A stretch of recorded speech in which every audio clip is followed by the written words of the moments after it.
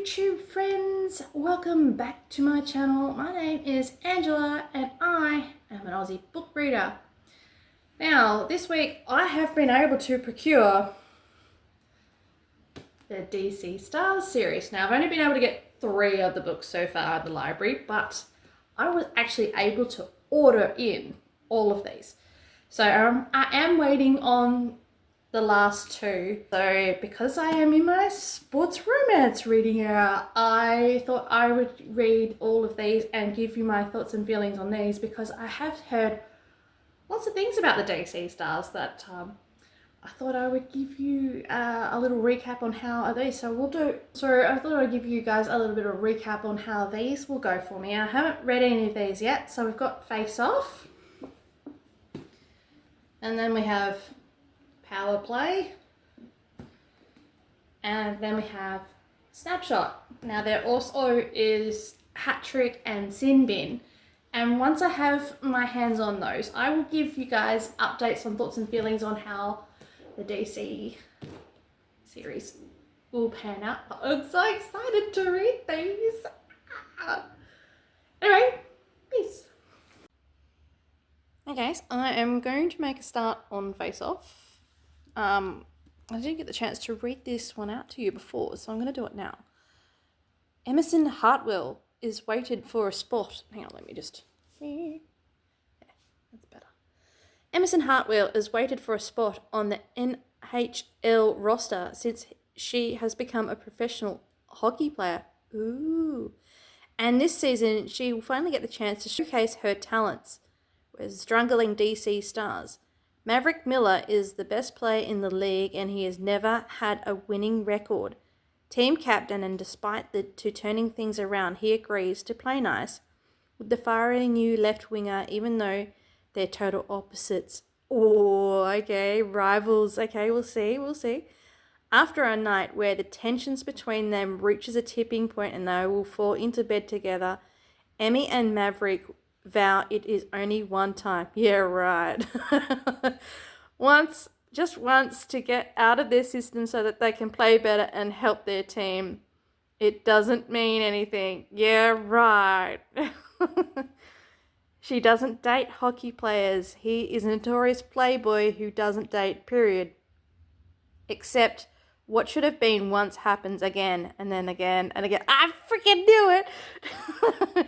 They tell each other their friends with benefits arrangement is only for the season, but despite facing off on the ice behind closed eyes, their pair is nothing but fire. Oh, I can't wait. I love that. That sounds so cool. I will give you more updates when, if I do. Peace for now. Hey guys, just a quick update. I have now finished Face Off. I actually really enjoyed this one. 4 stars with a 2 chili spice. Quite spicy at times. That's whole sports rival friends with benefits. Well, not friends with benefits, because they're not really friends for a while. It's more like, benefits at the end that, sort of, and then they sort of become a bit more romantic at the end. But as it's normally the way. But I really liked it. It's a whole representation of women in sports was quite good too. So I wish it would get to that point where it doesn't matter if it's male or female, as long as they're a good sportsman. It's not there yet, but we're getting close. So yeah, quite enjoyed that. So now I've finished Face Off, I'm going to make a start next on Power Play. And don't mind me, I'm going to read you back. So here we are, Power Play. Piper Mitchell needs one thing to go her way. Divorced, feeling stuck in her professional life and terrified of re-entering the world of dating. She decides to go to work on something she can control, learning how to be good in the bedroom. Enter Liam Sullivan. Oh, I see. We're going to have another coaching one. That's cool. The star NHL goalie might not be a people person, but he is a perfect teacher and knows what he's going behind closed doors. With a little convincing, he agrees to be Piper's guide. Things between them are casual and easy, and something they can both benefit from. And when a road trip to Vegas and Piper and Liam wake up in the night and they can't remember with matching wedding rings, they decide to figure out how much more fun it can be with a husband and wife on no marriage in Vegas. Yeah! And it's just for the hockey season. It doesn't mean anything, right? But the clock ticks down to their fake marriage with benefits, and can Piper and Liam make it work with the real world, or will the relationship be a power play straight to disaster? Yes! I love Marriage in Vegas. I always find that trope, I've only read it once before and I absolutely devoured that book. So we'll see how this will go. I have heard that this one's a little bit more spicier than Face Off, so we'll see how that one goes. I'll give you some more updates once I either get into it a little bit more or have finished the book. But hey, peace. Hey guys, I'm just going to give you an update. I have finished Power Play.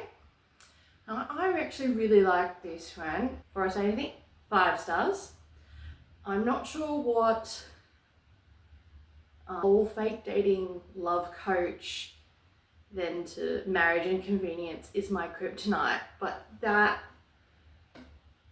I actually really enjoyed this one quite a fair bit. Like, obviously our FMC is Piper and she's divorced, and her ex-husband just was not very attentive with her, and she's basically very inexperienced when it comes to her love life. So she seeks out MMC, whose name is Ian, and he is the goalie of the DC Stars. And I really love the banter between all of the players, either through the scenes that when they're on the ice or through the group chat, which is just hilarious and always makes me just cackle. I really love that he's like grumpy to every single person but her. So it's the whole grumpy sunshine dynamic there with this that I like, and how she learns through the love coaching to be more confident with him, and just in general, like she becomes more confident and she ends up starting to really love herself because of how confident she is becoming, and I love that. I think that is just really well done. Again, women in sports, it's just so good to see, like, especially like the broadcasting side of it. It's really good to see that representation of women in sports again. I'm really enjoying that side of it.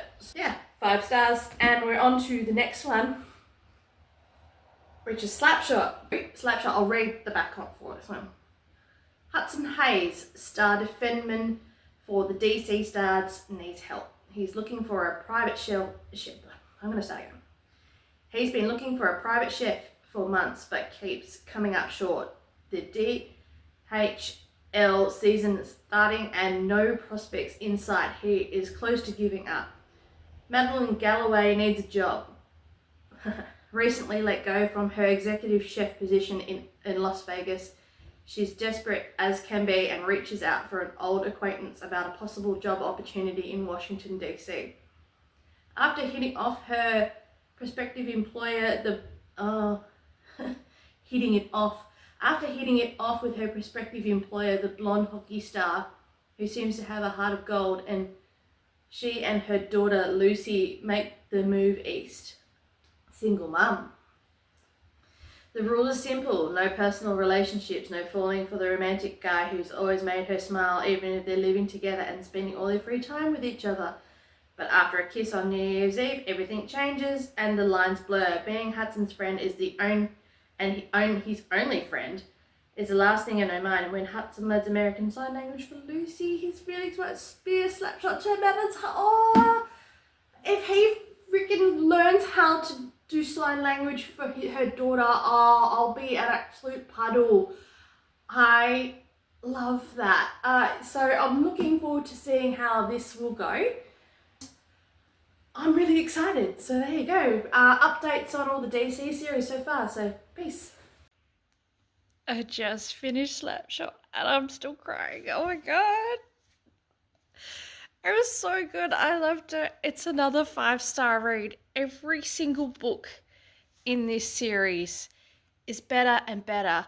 This has got to be like one of my favorite couples that I have read so far. It's definitely spicy. So three chili spice. I can't even speak. Like the emotions that I'm feeling right now. Like I love that. Oh my god, Hudson really is like my new book boyfriend. Like he is just so gorgeous. Oh, he went and goes out of his way to actually learn how to speak sign language to her daughter. It just it melted my heart. Oh my god. Their love story was a slow burn, but oh my god, was it beautiful. 5 fucking stars, 3 chili spice. Now, next, Hat Trick. I'll read the back. This one, I think this is the. Hold, please. Okay. Riley Mitchell has everything he could ever want. He's a back-to-back Stanley Cup champion. He has great friends, a fun life, and he's living out his dream of playing hockey in the NHL. Except one night everything changes after a car accident leaves him with an amputated right leg. He struggles with his identity. Oh, disability rap, cool. Who is he away from the ice, and how is he supposed to live without the sport that means everything to him? Oh, wow. Enter Lexi Armstrong, the DC Stars athletic trainer assigned to Riley's rehabilitation.